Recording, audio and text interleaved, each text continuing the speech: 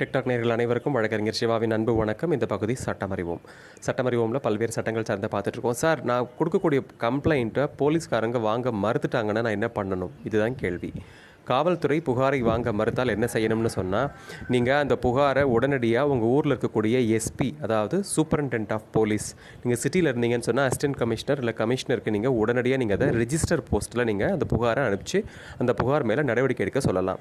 அது மட்டும் இல்லாமல் உள்ளூரில் இருக்கக்கூடிய நீதிமன்றம், அதாவது ஜுடிஷியல் மேஜிஸ்ட்ரேட் கோர்ட்டில் குற்றவியல் நடைமுறை சட்டம் பிரிவு 200 பிரிவு 156 உட்பிரிவு 3 கீழே அந்த புகாரை நான் போலீஸ் ஸ்டேஷனில் கொடுத்தேன், என்னோடய கம்ப்ளைண்ட்டை வாங்க மறுத்துட்டாங்கன்னு சொல்லிட்டு அந்த கோர்ட்டில் நீங்கள் என்ன கேட்கலான்னு சொன்னால், என்னுடைய புகாரை காவல்துறை அதிகாரிகள் பெற்று அந்த புகாரின் மீது நடவடிக்கை எடுக்க வேண்டும் அப்படின்னு சொல்லிட்டு அந்த போலீஸ்காரங்களுக்கு நீங்கள் டைரக்ஷன் கொடுக்கணும்னு சொல்லி நீங்கள் தாராளமாக நடுவர் நீதிமன்றத்தில் நீங்கள் முறையிடலாம். சட்டமறிவம் பிடிச்சிருந்தால் தொடர்ந்து ஃபாலோ பண்ணுங்கள், லைக் பண்ணுங்கள். சட்டம் சார்ந்த கேள்விகளை கமெண்ட்டில் கேளுங்க. நன்றி.